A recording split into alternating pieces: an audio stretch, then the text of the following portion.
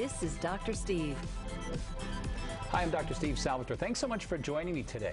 We're going to feel a whole lot better and be a lot smarter after today's show.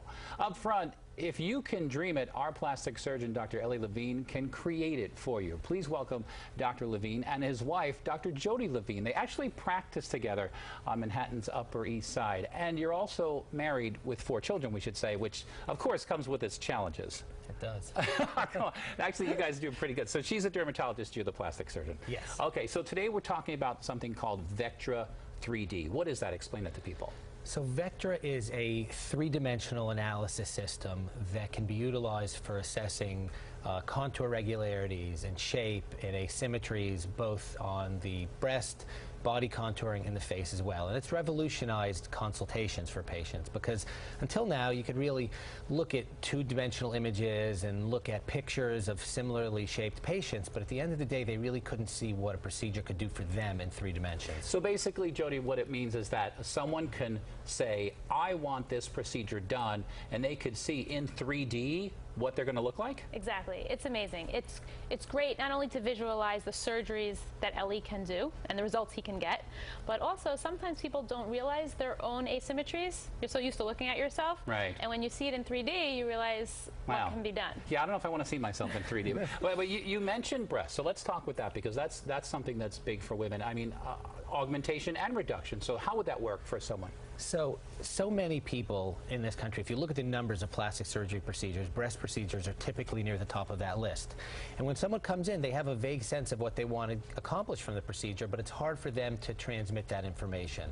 And so we can look at similarly sized and shaped patients and similar patients that may have gone through a similar procedure and try to assess how that they can extrapolate that for themselves. But at the end of the day, until they can look at themselves and see what they're going to look like, lifted, reduced, augmented, and then say, yes, this is what I'm looking for, that's really what will give them the sense of comfort before they proceed with something. Right. Do you find it really challenging, though, when someone looks at that you have to exactly meet those expectations? Is it easy to do that?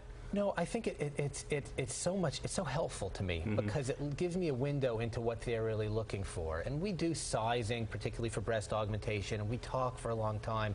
But at the end of the day, until I get a sense that they're looking at this software and they really see what it can do for them, that's when I really know that we're going to accomplish a lot with this procedure. Right. Okay. So that's breast. Another big one, though, is rhinoplasty. Right. Nose jobs. People want that. Yes. Jody. So how does that help people with that? I mean, sometimes people come in, they want a nose job, and they have a bump on their nose or a big tip, and really they need that, but they also need a chin augmentation. And Elie can show them on the VECTRA what they would look like with the chin, with the bump shaved, you know, the various different nuances that he can do. There's such a unique relationship between the chin and the nose, and oftentimes I will put up a picture of a patient who has a very small chin and may need something to their nose as well, and I'll adjust their chin and I'll show them a before and after of that, and they'll say, wow, it looks better already, and I'll explain that I haven't even touched their nose yet. It's simply their chin, and you just see this like sense of recognition go off in their eyes. Face and neck, because women are always, well, women and men, you know, one day, talking about their neck. So how will that help me? Well, with the face and neck module, we can show a patient what they will look like with a facelift, with a neck lift. It also helps you see facial asymmetries, contour asymmetries, as well as skin texture and pigment. Which are huge. With extreme clarity. Yes. Right, and that, again, is very helpful for you.